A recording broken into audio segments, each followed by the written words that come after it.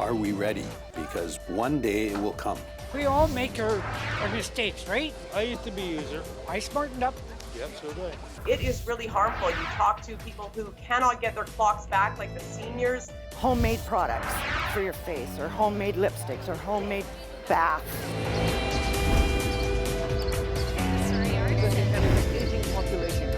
I'm Leah Bolton. I'm Dean Atwell. Fraser Focus, a fresh perspective beyond the bridge. Hey guys, welcome to Fraser Focus, local faces and local places. I'm Leah Bolton. And I'm Dean Atwell. Leah, let's start off the show by recognizing those men and women who have served in our countries during times of conflict, war, and peace. It's Remembrance Week. Yes, it is. As well, another heart-tugging story. I head over to Surrey for the Homelessness March to raise some awareness. Right now, though, we're here in Abbotsford. We're about to learn a little bit more about emergency preparedness. I'm heading into the rec centre here with members of the public, and you? That could be chaos in there. You never know. I'm going to head over to City Hall. They've got more procedures there, and they're going to tell us what exactly should be going on. So not yet, we're leaving. Where do we go? Go to the hill. Emergencies come in a blink of an eye, and we never know when they come. Are we ready? Because we need to be ready, because one day it will come. I just don't know if it will be tomorrow, 5 years, 10 years, but we still have to be prepared. I would be going under this table and staying here until somebody gives me instructions. They're going to be stop, drop. First and foremost, they're going to stop, they'll drop, and then they'll hold on for 60 seconds. And it's been proven, the data's been proven that if you hold on for 60 seconds, you're more likely to protect yourself than try to exit the building right away. And that comes from the shaking and the falling of debris and injuring people in that sense.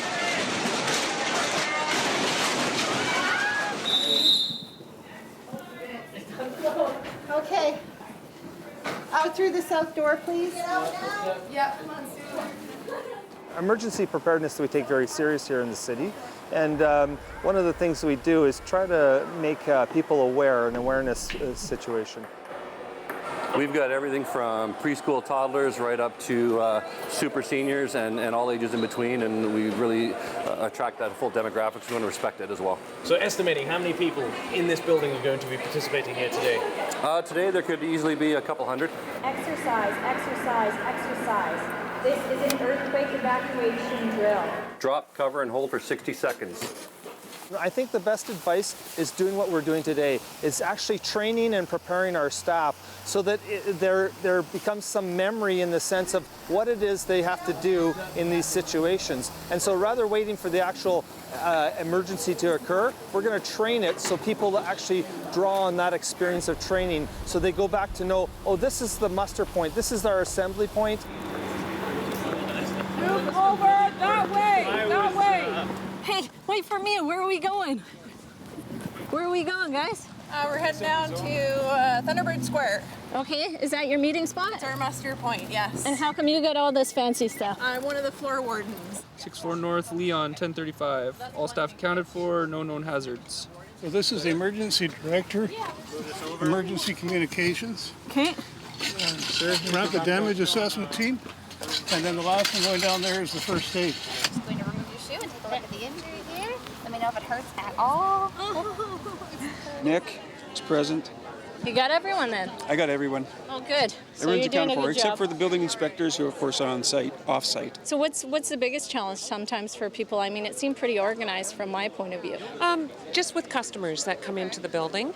And we had actually one that came into our floor and was looking a little panicked. So we steered him in the right direction and got him out safely. Area 3 secure. And you're my area warden, so I'm checking in that I've evacuated the building safely. On top of looking after the staff, we want to make sure that the emergency responders who arrive on scene have an accurate account, or as accurate as possible of an account, as to what the story is and the situation is. And so if the arriving fire crews in the event of a collapse or a fire situation have the information that all people are accounted for in the building, then their strategy is taken a little bit different. Did anybody shake? It was interesting. I'm thinking that they should have somebody telling people what to do a little bit more than they are. We didn't know what to do other than stand there. I guess that's it. Thank you for your patience. The evacuation drill is now complete, and you may re-enter the building. Less than 25 minutes, probably about 23 minutes. The first time we did this, I think it was almost an hour. Yeah. And so this is fantastic, and people knowing their roles and following through with them. All right, stop, drop, and hold. We're safe here. I think Dean's doing the same thing at the rec center. It was Canada's largest earthquake drill, the Great Shakeout. We'll be right back here on Fraser Focus in a moment. We're gonna be safe, right? Right on. We get treated like garbage, and we're not garbage. We're all human. We all bleed the same color.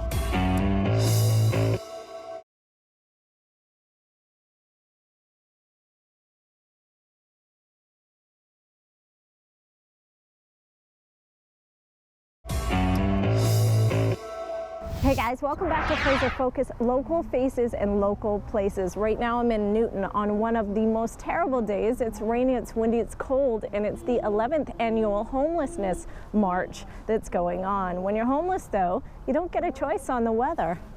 They need a job and they need a friend. Hello everybody. Welcome to the 11th annual Homelessness March.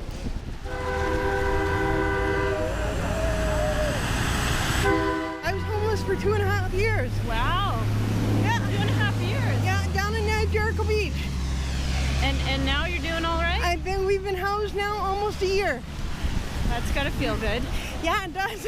And now I can take care of my health, mental health and physical health. We're living in one of the richest country, if not the richest country in the world. But in the meantime, we have people who grew up with us in our neighborhood, within our community, just sleeping on a bench. They should have They could build money. portable houses or something like that. Yeah, they've got money for building stupid like ferry docks and stuff like that, but the homeless people are sleeping in tents and in the bush. That's dumb. Yeah. I've been there, done that. And it's not really our fault either, because we all make our mistakes, right? Doesn't matter. I used to be a user. I smartened up. Yep, so did I. Yeah, I got him to smarten up. We have a housing crisis happening right now. With the big change in the real estate market and people buying houses, a lot of them aren't replacing the basement suites, the low-cost suites that our clients used to access. I've been homeless for 2.5 years now, and I have 2 dogs, which make it really difficult to find a home. In Surrey, there is no such thing as affordable housing. That's one of the things I fight for is for affordable housing, and the rights of our people out here on the street, all of us, because we get treated like garbage, and we're not garbage. We're all human. We all bleed the same color. Our folks have $375 to find housing. All the affordable to them units have dried up, and the ones that are available, there's bidding wars going on. Come here, Bubba. Come here.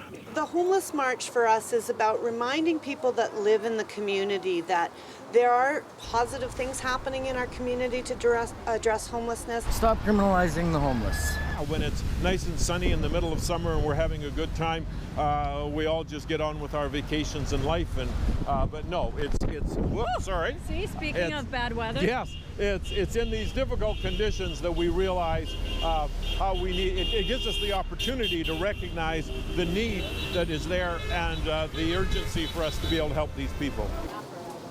Awesome, thank you. I think too many times people pass the buck and expect others to do things, and then we sit there and comment about it, thinking that we can do better, right?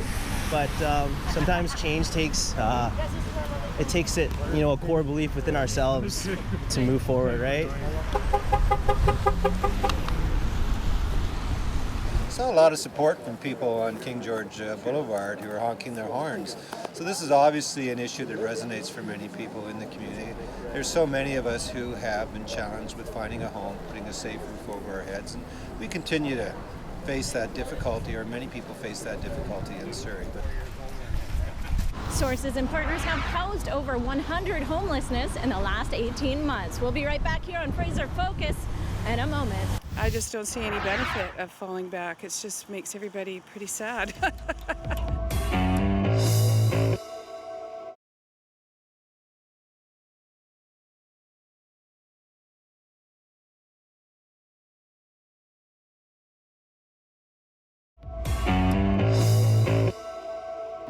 Welcome back to Fraser Focus. Twice a year in British Columbia, we join 76 other countries and practice Daylight Savings Time, or DST.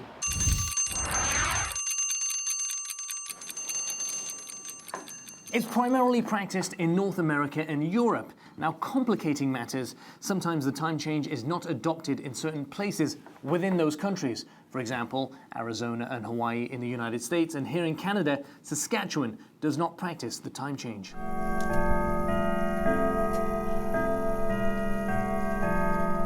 Why do you think they introduced Daylight Savings Time? I think because of farming. Oh, it's a historical thing. It's to do with the crops, I think. Well, it goes way back to our ancestral times, you know. No, I don't know, man. It had something to do with the farmers so they get the crops in earlier. Wrong. Actually, Daylight Savings Time was introduced during the times of war as a method to save on energy costs. And the idea was to save fuel that would, needed for producing illumination in the dark, and they found it a way to actually economize during wartime and save their resources for fighting at the front. And it really wasn't until 1966 that the United States Congress passed an act saying that here's what we're going to do. We're going to have daylight savings time, and it's going to be for these months of the year. I sleep at least 1 hour more. So you're a fan of daylight savings? What do you do with the extra hour? Sleep. Fan, yes, no? Yes. Why? Because I go to work and then it's lighter. Every time it's really dark just before it happens, and then all of a sudden I'm like, oh, okay, actually this makes sense. Okay, good. Well, we do know that there is a spike in crashes, particularly for pedestrian crashes at this time of year, and it's mainly due to a lack of visibility. You know, the weather's changing, it's getting poorer, and it's just really hard to see out there, particularly if it's, if it's raining or cloudy or dusk.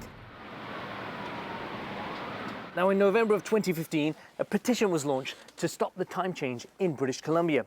It amassed thousands of signatures, raised the awareness across Canada, and definitely started the conversation. We don't want to change our clocks anymore, along with a lot of people. There are a lot of people who have feelings. You know, we're coming up here where all of a sudden when we change our clocks and we fall back, we're going to have darkness put upon us. The streets are going to be wet. And I tell you, you're going to notice on the news, there's going to be stories of pedestrian accidents and workplace lack of productivity. People are tired, and the myth about no sleep or you get to sleep in, it doesn't matter. If you look at the research and the studies, it is really harmful. You talk to people who cannot get their clocks back, like the seniors, people with kids, and teachers. Oh my goodness, just talk to teachers about the time change. 9, 10, 11, 12, 13. There's a petition right now to abolish the time changes. Well, if that happens, I guess I'll just live with it. But I kind of like what we have, but I know that other people don't, so. It's not that I am not a fan, but I don't see the purpose of it. I just don't see any benefit of falling back. It just makes everybody pretty sad. Well, the debate continues to keep daylight savings time or abolish it. You're watching Fraser Focus. We'll be right back. When we're discussing the effect of climate change, we do have a lot of challenges, but we have also some opportunities.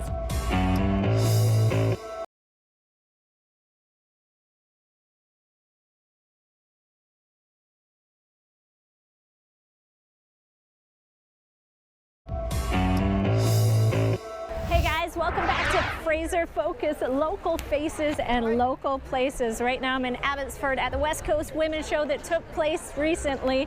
I've been following women around. They're modern women of the Fraser region, finding out what is in, what is out, and geez, I'm not getting out of here without a bit of shopping either. I will tell you, some of the most talented artisans are from the Fraser Valley. The amount of local artisans is incredible. Actually there's one behind you, just Naked Tees. They're from Langley, I believe. I'm getting a nod, yes. You unroll this part of the bra, depending upon how much. We've got gorgeous, backless, strapless, no underwire bras. Very 21st century, very modern. The older they get, the more trendy they get. It's just a blast. That's a good motto. The older you get, the more trendy you get. You look very fashionable. Thank you. Very, very modern. These are the Nygaard slants, compression, so they hold through the waist, through the hip, through the thighs. That's the small. I know. I need the child size. What's the style and trends right now? Clearly, I'm not on top of it. Yeah, you got straight leg jeans on. Yeah. No, straight leg jeans, maybe with a cuff. So how do you keep up with the fashion, and how do you keep up with being a modern woman? What I want to wear, what I think would look nice, or I might look at a mall and see what the women of my age are wearing, or, it's shawls. Yeah, that one. Put it on, Grandma. So these are in? Yes, they are. The big scarves with the different colors for fall definitely are. I can see it now. Yeah, that's definitely you. Goes with the hair. This was from Garage, and this is from a thrift store. So you're just very fashionable. Yes, I guess. I am like, You like handmade items? Items, yes. Okay. And very healthy items for eating too. It's much better on your body and your aging. Homemade products for your face, or homemade lipsticks, or homemade baths. What is it? Well, you put it in your bath and it just like fizzes and it just makes you smell really good. Which one's this? Wild garlic. Wild garlic? So put the chip in it sort of better. Okay. And then... I'm a big garlic person, like especially like right now when it gets colder and I'm like super prone to getting sick all the time. I just have a weak immune system. It's a blow dryer, straightener, and a brush in one machine. Blow dryer, steamer, brush. Okay, wait, hang on a second, because I usually blow dry my hair. And then I use a straightener after, and then... So maybe you will be my model. Well, I can't. We can make a before and after show. You were watching everybody else get it done, weren't you? silver hair dye, which I'm going to be doing, and glitter roots. Purple, silver, different colored hair is definitely something that's in right now, I feel. No, I'm definitely finding a lot of the fun colors, the pastels, the rose golds, the purples, they're all coming in for everybody. You know what? I have real issues with these bangs thing. Can you fix them? Yeah. So what we'll do... This is what we do. Modern women, they like to get their hair done, right? There you are. There we go. Perfect. And I'm going to give you one of these. This is a deep hydrating mask. Oh, I need it, right? Check out this fashion for a modern woman of the Fraser region. I need to bundle up though, because in this next segment we talk about climate change and fall storms and what to do for preparedness when the storm hits. With the climate change, in addition to the increase in temperature, we usually expect an increase in the frequency of extreme events, such as the storms that we had recently. So what happened during summer, we had the unusual high temperature. Warm air can hold more moisture. So we had that fantastic warm summer. People weren't prepared, so maybe just keeping in mind that things could come up like this. Yes, by all means, we need to be prepared. And simple preparations, like if we know that we're expecting a windstorm, let's be careful that it might be stronger than usual. Okay, so we're looking at emergency preparedness, Dean, and first thing on here, it says basic emergency kit, easy to carry. So if we're gonna put it in a kit, we wanna make sure. I'll go get a bag. Yeah, okay. So think of ways you can pack your emergency kit. So you and those on your emergency plan can easily take the items with you if necessary. Perfect, okay. It's a car kit too, you can put it in your car. Yeah, keep Okay. it safety. So all of this is in here, but it works. Water, you should have 2 liters of water per person. So you've got 1 liter prepared here. That's a good start. Canned food, Yeah. can openers, we can get that prepared. I've got some in the kitchen. Yeah. Just a couple of those, 72 hours worth. We've actually got a light stick here, a glow stick, so we can use this. Flashlight and batteries, so we've got another light here. different type of light, and a headlamp. So any of these works great, and a lighter, because if you want to light candles, that's a good idea too. First aid kit. So I've got a little first aid kit here. Also, you want to add to your first aid kit any medication and stuff that people might be taking. Okay, extra keys for your car and house. So here we go, extra keys for the car and house. Cash. You wouldn't have thought of that, right? But think about it, power's emergency. Machines go down, Yeah. you're going to need some cash. Good. Okay, we're set.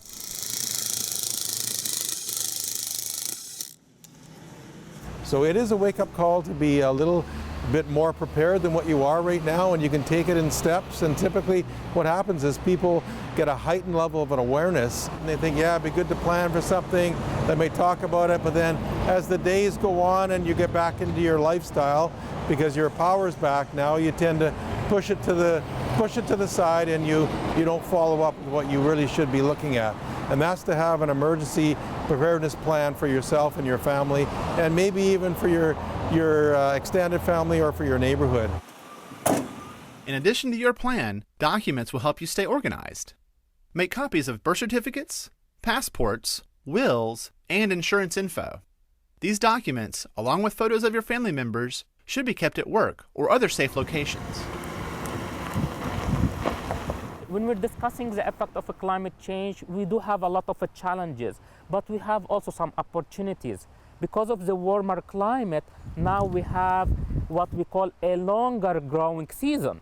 We can diversify what we're farming, the produce, the crops, and perhaps we can adjust our farming calendar. We acknowledge there are a lot of challenges, but these should not be obstacles.